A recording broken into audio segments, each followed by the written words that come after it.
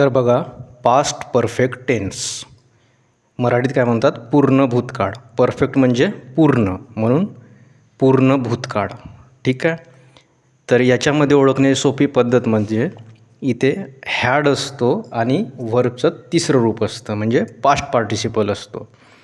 बघा, मी तुम्हाला present perfect tense शिकवला आहे आणि तुम्हाला म्हटलं होतं की हा बघण्याच्या अगोदर तुम्ही तो प्रेझेंट परफेक्ट टेन्सचा व्हिडिओ बघून या, म्हणजे तुम्हाला हा चटकन समजून जाईल. कारण का की हा त्याच्यासारखाच आहे, फक्त हॅव आणि हॅजच्या ठिकाणी काय येतो? हॅड येतो. कारण हॅव आणि हॅज हे प्रेझेंट परफेक्टमध्ये येतात आणि पास्ट परफेक्टमध्ये हॅड येतो. कारण हॅव आणि हॅजचाच पास्ट टेन्स हॅड होतो. मग पास्ट परफेक्ट असेल तर काय येणार? हॅड येणार. कळलं?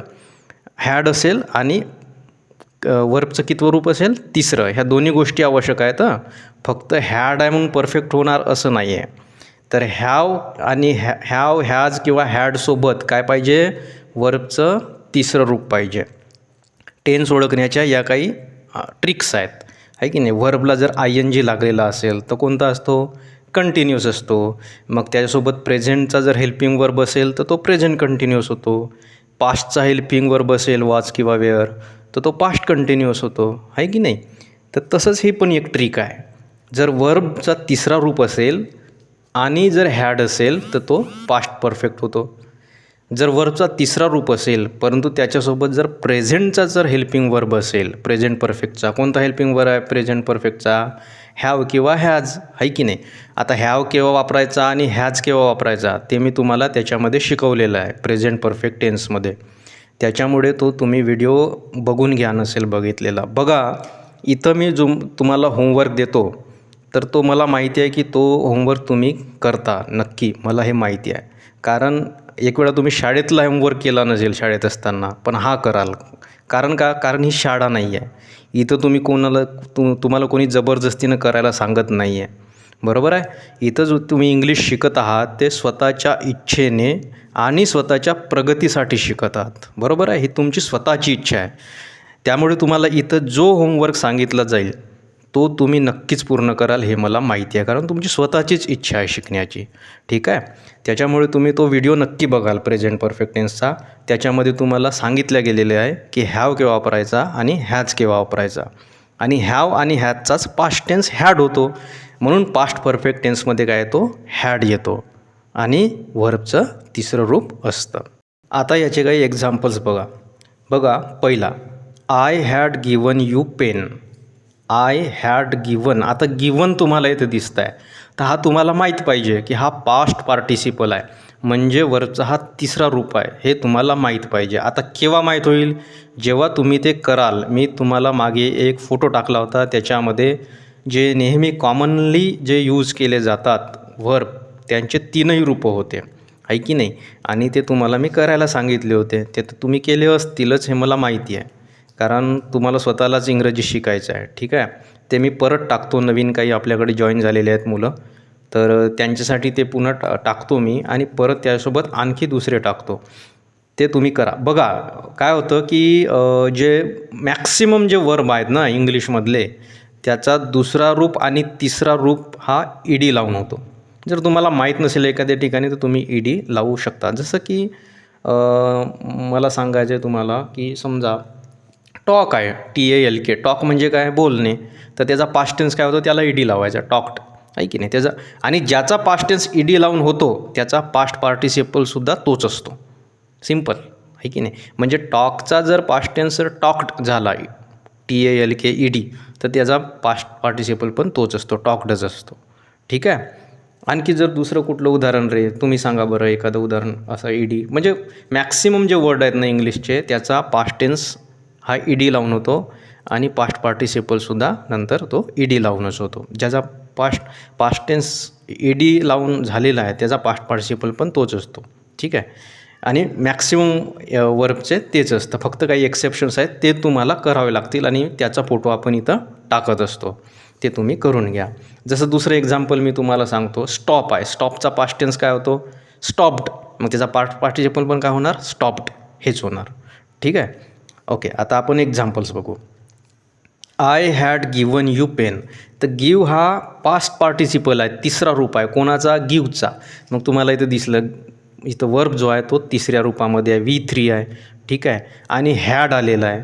मग हॅड आहे आणि तिसरा रूप आहे. मग हा कोणता टेन्स असेल, आताच मी तुम्हाला सांगितलं. म्हणजे तिसरा रूप असेल आणि त्याच्यासोबत जर पास्टचा जर हेल्पिंग वर्ब असेल हॅड, तर तो कोणता टेन्स असतो, पास्ट परफेक्ट टेन्स असतो. हॅव, हॅज, हॅड हे परफेक्ट दाखवणारे काय आहेत, हेल्पिंग वर्ब आहेत.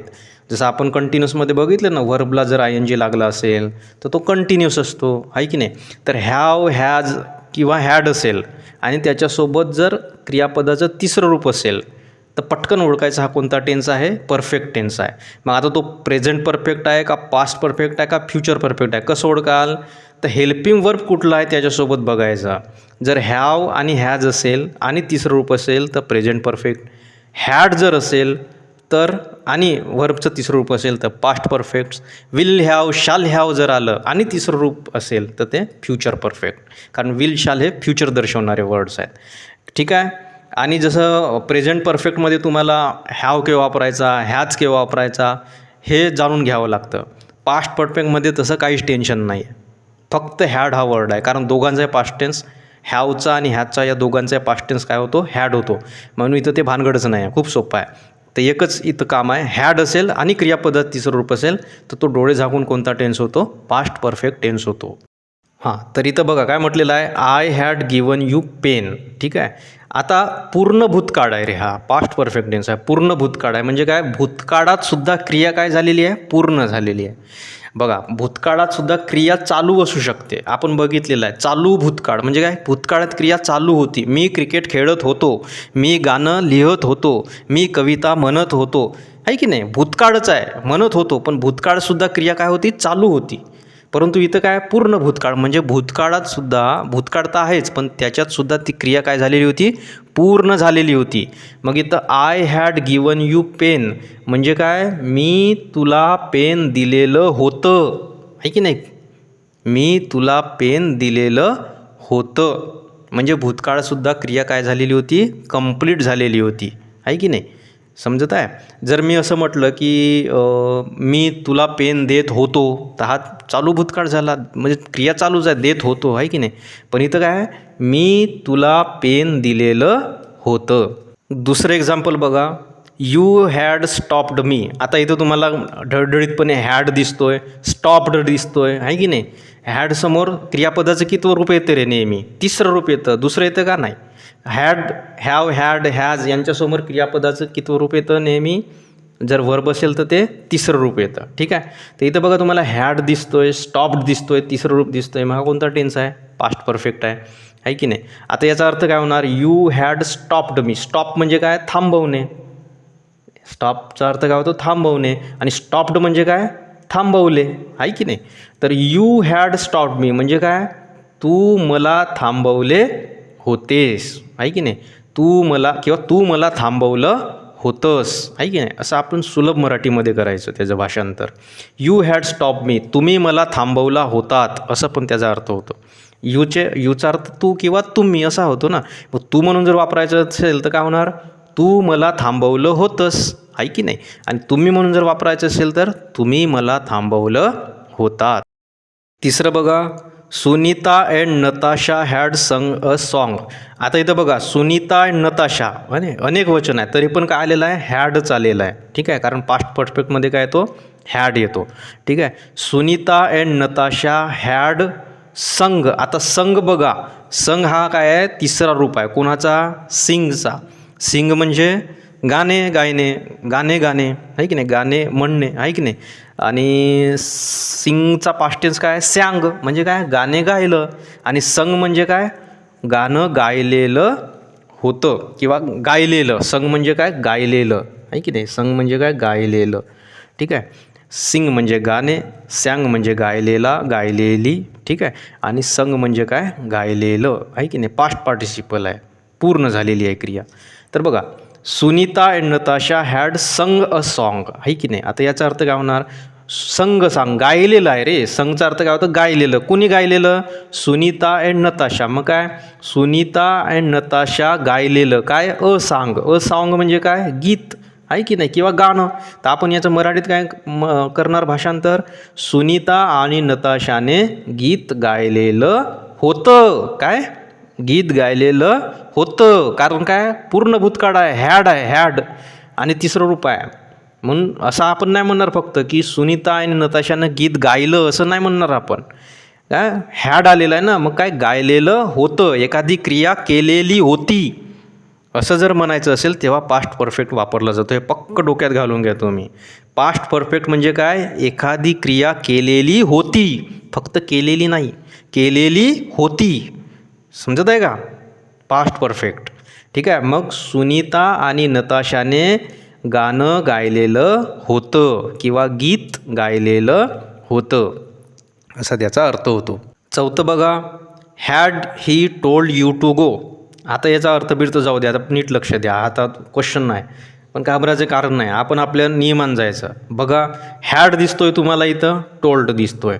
टोल्ड हा कोणाचा पास्ट टेन्स आहे किंवा पास्ट पार्टिसिपल आहे? कोणाचा? टेलचा पास्ट टेन्स काय होतो? टोल्ड होतो. आणि पास्ट पार्टिसिपलसुद्धा काय होतो? टोल्ड होतो. मग हॅड दिसतंय तुम्हाला, पास्ट पार्टिसिपल दिसतंय तुम्हाला, मग कोणता टेन्स होईल रे? हा पास्ट परफेक्ट टेन्स होईल, आहे की नाही? बस. आता याचा अर्थ तुम्हाला लावायचा क्वेश्चन आहे, हा प्रश्न विचारलेला आहे, एवढं दिसतंय तुम्हाला ढळढळीत समोरपणे. काय? हॅड ही टोल्ड म्हणजे काय? सांगितलेलं, आहे की नाही?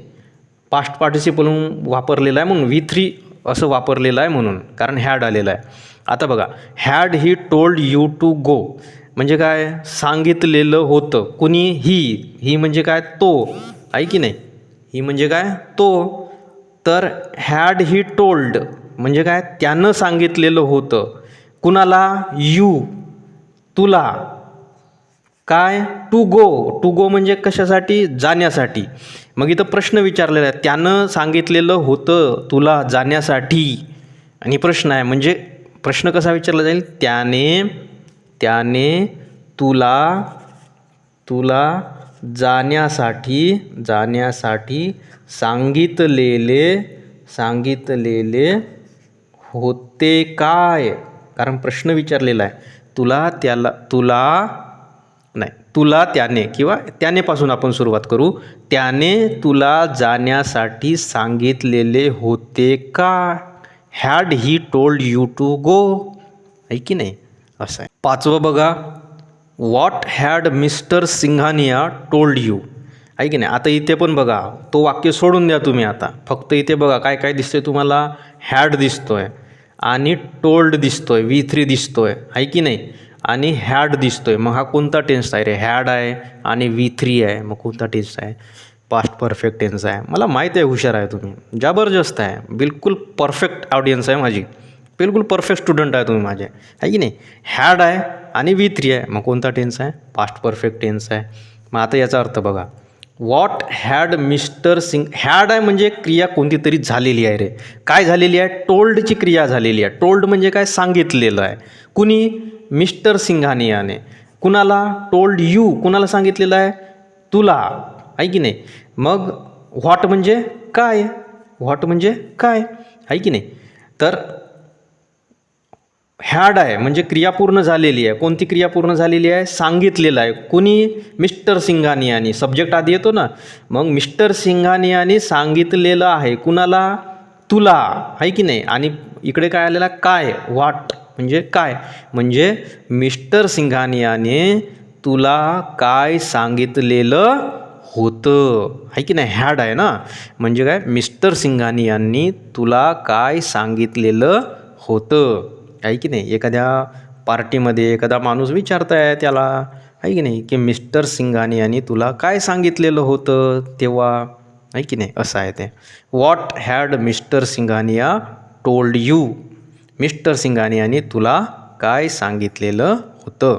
सहावं बघा, they had not come to party.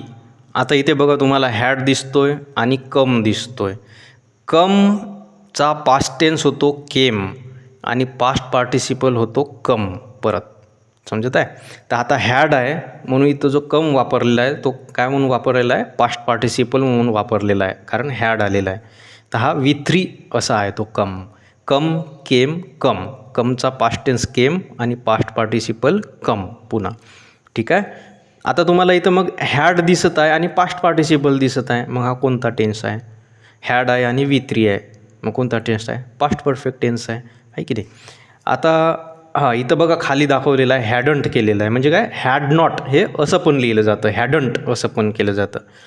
Have not हे हॅवंट असं पण केलं जातं. हॅज नॉट हे हॅजंट असं पण शॉर्टकट केलं जातं. तर हॅड नॉटच्या ऐवजी हॅडंट असं पण वापरलं जातं, आहे की नाही. तो ओ गाळून त्याच्या ठिकाणी असा अपॉस्ट्रॉफी दिला जातो, कॉमा टाईप वरती, त्याला म्हणतात अपॉस्ट्रॉफी, आहे की नाही. तर हॅडंट असं म्हणजे they had not come to party किंवा they hadn't come to party असं पण केलं जातं. ठीक आहे.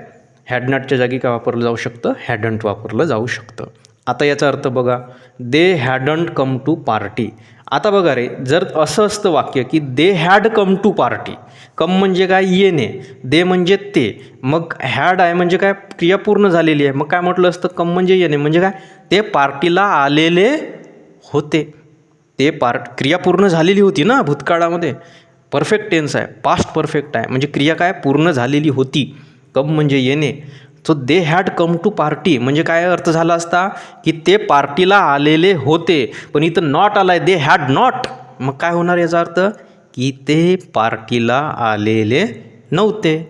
तरी पण पैसे घ्या त्याच्याकडून, कारण पार्टी तर झाली आहे की नाही.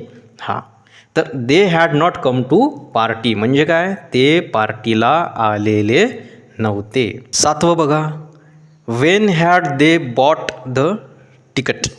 आता बघा इथं हॅड दिसतोय तुम्हाला आणि बॉट दिसतोय वर्ब, आहे की नाही. बॉट हा कुणाचा पास्ट पार्टिसिपल आहे, बायचा, आहे की नाही. बाय म्हणजे काय, विकत घेणे. मग विकत घेण्याची क्रिया पूर्ण झालेली होती, आहे की नाही. हॅड बॉट म्हणजे काय, विकत घेतले होते, क्रिया पूर्ण झालेली होती, आहे की नाही. ब्रिंग म्हणजे विकत घेणे. हॅड बॉट म्हणजे काय, विकत घेतलेले होते. कुणी, करता कोण आहे, दे, आहे की नाही. आणि काय म्हणतो, केव्हा म्हणजे काय, त्यांनी केव्हा विकत घेतलेले होते, आहे की नाही. काय व्हेन म्हणतोय ना, इथं प्रश्न विचारलेला आहे, केव्हा म्हणतोय, आहे नाही. Had they bought, when had they bought, आहे की नाही. त्यांनी केव्हा विकत घेतले होते काय, द तिकीट. काय, द तिकीट म्हणजे काय, त्यांनी तिकीट केव्हा विकत घेतले होते असा त्याचा अर्थ होईल.